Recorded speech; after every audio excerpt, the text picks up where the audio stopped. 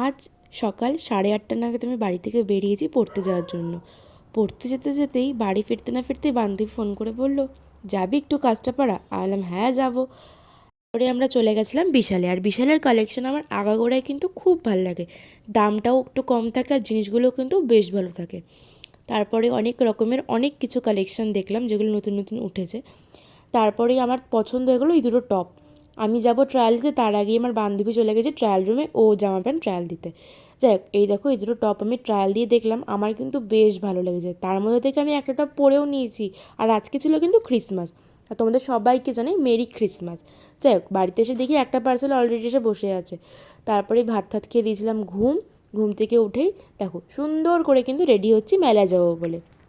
আমাদের এখানে কিন্তু ক্রিসমাসের মেলা হয় খ্রিস্টান পাড়ায়, আর আমি কিন্তু প্রত্যেক বছর যাই। দেখো এই যে সুন্দর করে রেডি ফেডি হয়ে চলে গেলাম আমরা মেলার দিকে। আর দেখো আমরা সেই ভেতরে অন্ধকার দিয়ে আমরা যাচ্ছি। বান্ধবী তো বলছে, ভাই আজকে আমাদের ভূতে তো নিশ্চয়ই ধরবে।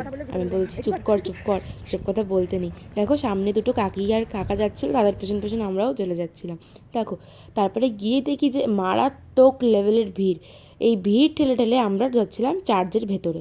দেখো কত সুন্দর করে চার্চটাকে সাজিয়েছিল। দেখো ভেতরটা কিন্তু খুব সুন্দর করে সাজিয়েছে। যাই হোক, অনেকক্ষণ পায়ের উপরে চাপা ঠাপা খেয়ে অনেক কষ্ট করে ভেতরে ঢুকেছি।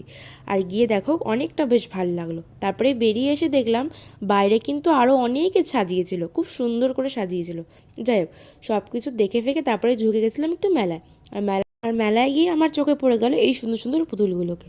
আর দেখো কত সুন্দর সুন্দর ডোনাটস, তারপরে ঘর, তারপরে কক, আরও অনেক ধরনের। এগুলো কিন্তু কি বলো, সব কিন্তু কলকাতার। তারপরে এই দেখো আমরা তিনজন মিলে একটু খেয়ে নিলাম পাপড়ি চাট। মেলায় ঢুকের ভেতরে সেমন কিছুই আমরা খাইনি, তার জন্য বাইরে গিয়ে আমরা একটু পাপড়ি চাটও খেয়ে নিলাম।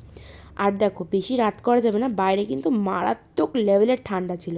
দেখো বাড়ি আসার সময় দেখো পুরো কুয়াশায় পুরো সাদা হয়ে গেছে।